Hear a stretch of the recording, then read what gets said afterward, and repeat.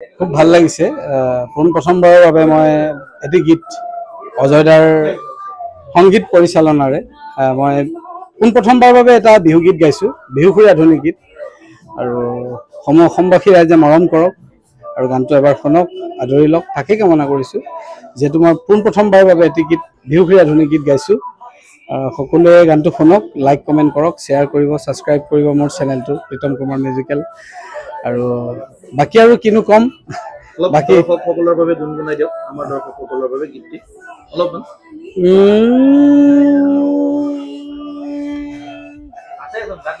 ওই গাঁৱৰ ডেকা বুঢ়াক তোৰ মোহিনী বানে ওই বুকু ফালি দিলে তোৰ নগা জাঠিয়ে ওই গাঁৱৰ ডেকা বুঢ়াক তোৰ মোহিনী বানে ওই বুকু ফালি দিলে তোৰ নগা জাঠিয়ে ও ভাবি থাকো তোকে চাং কিবা পাম ওই কেঁকুৰি পালে ও ৰামায়ণৰ ৰচনাখন ৰচি গলে ও নিজৰ জনীয়ে ও ৰামায়ণৰ ৰচনাখন ৰচি গলে নিজৰ জনীয়ে ধন্যবাদ ধন্যবাদ প্ৰীতম আৰু নীলাভনীতাৰ আচলতে শেহতীয়াকৈ একেবাৰে বছৰটো শেষ দিনটো আজি অসমবাসী ৰাইজৰ ওচৰলৈ আমি উপহাৰ হিচাপে দিছোঁ আৰু গানটোৰ নাম ৰাখিছোঁ ৰামায়ণ আৰু ৰামায়ণ এইটো কাৰণে ৰাখিলোঁ যে যিগৰাকী মৰম লগা প্ৰেয়সী আৰু আচলতে আমি সকলোৱে নিজৰ প্ৰেয়সীক আমি সীতাৰ দৰে বিচাৰোঁ সতী সীতা যাতে সকলোৱে হয় আৰু সেই সীতাক কোনোবা এজন ৰাৱণে হৰণ কৰি লৈ গুচি গ'ল আৰু তাৰপিছতেই ৰামায়ণৰ ৰচনা হ'ল আৰু ৰামায়ণৰ ৰচনাৰ পিছত আচলতে সেই নিজৰজনীৰ লগতেই ৰামায়ণৰ ঘটনাটো ঘটিলে এই গোটেই কথাখিনিক লৈ আৰু নীলাভনীতাৰ পাৰ্ট এটা খুব ধুনীয়া আছে চকু থৈ নেচাং মিছামিচি চেনি নেখাং আৰু মৰম কি নেজানুং চেনে কি নুবুজুং আৰু মই কাকো ভালেই নাপাং আৰু আজিকালি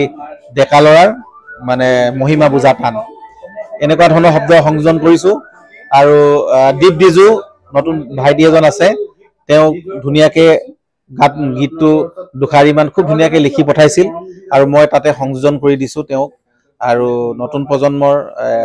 এগৰাকী গীতিকাৰ সুৰকাৰ মৰম দিব তেওঁলোকক আৰু তেওঁলোকে আগবাঢ়ি আহিছে অসমৰ সংগীত জগতখনলৈ চেষ্টা কৰিছে কিবা এটা লিখিবৰ কাৰণে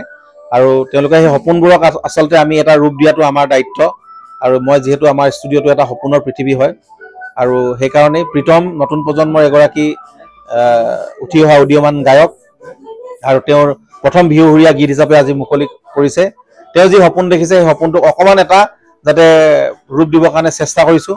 ইয়াৰ পিছত অসমবাসী ৰাইজৰ ওচৰত মই এৰিছোঁ অসমবাসী ৰাইজে মৰম আশীৰ্বাদ দিব লাগিব নতুন প্ৰজন্মক উৎসাহিত কৰিব লাগিব গান শুনিব লাগিব আৰু আজি তাৰিখত বহুত গান ৰিলিজ হৈছে মুক্তি লাভ কৰিছে সকলোৱে চেষ্টা কৰিছে এবাৰ যে খুব ধুনীয়া ধুনীয়া গান উপহাৰ দিছে আৰু সেইখিনি গীতো শুনক ৰাইজে সকলোখিনিয়ে শুনক জনা নজনা নামী দামী জনপ্ৰিয় বা কিছুমান অখ্যাত নতুন প্ৰজন্মৰ শিল্পীও আমি সকলোৱে গান শুনিব লাগিব ভালটোক ভাল হিচাপে স্বীকৃতি দি আগুৱাই লৈ যোৱাটো আমাৰ দায়িত্ব আৰু আমাৰ ষ্টুডিঅ'ৰ ফালৰ পৰা অসমবাসী ৰাইজলৈ আমি আন্তৰিক ধন্যবাদ জ্ঞাপন কৰি বছৰটো আজি শেষ দিনটো সকলোকে যোৱা বছৰত মোৰ বহুত গানেই জনপ্ৰিয়তা লাভ কৰিছে বহুত মৰম দিছে ৰাইজে আৰু অসমবাসী ৰাইজৰ ওচৰলৈ শেহতীয়াকৈ ইয়াৰ বৰ্ণিল উপহাৰ 2025 বৰ্ষৰ ইয়াৰ উপহাৰ হিচাপে সকলোৱে গ্ৰহণ কৰক ৰামায়ণ এই বিহু গীতটি আৰু এজন নতুন প্ৰজন্মৰ কণ্ঠশিল্পীক আগুৱাই দিছোঁ ৰাইজে আঁকোৱালি লওক আৰু ৰাইজকো মই আজি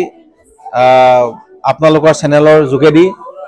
আপোনালোকৰ যিসকল দৰ্শক আছে তেওঁলোকক বহুত বহুত নতুন বৰ্ষৰ শুভেচ্ছা জ্ঞাপন কৰিছোঁ শুভকামনা জ্ঞাপন কৰিছোঁ আৰু আশীৰ্বাদ বিচাৰিছোঁ তেখেতসকলৰ পৰা ৰাইজৰ পৰা যাতে আপোনালোকে আমাৰ আশীৰ্বাদ দিয়ক ভাল ভাল সৃষ্টি দি যাব পাৰোঁ আপোনালোকৰ দিনবিলাক ভাল হওক শুভ হওক শান্তি সম্প্ৰীতিৰে একতা এনাজৰীৰে যাতে আমি অসমখনক আমি আগুৱাই লৈ যাব পাৰোঁ এখন ধুনীয়া পৃথিৱী ধুনীয়া অসম যাতে আমি গঢ় দিব পাৰোঁ সকলোৱে তাৰে প্ৰচেষ্টা থাকক তাকে আশা কৰিছোঁ ধন্যবাদ Stay informed, stay ahead. News Any 365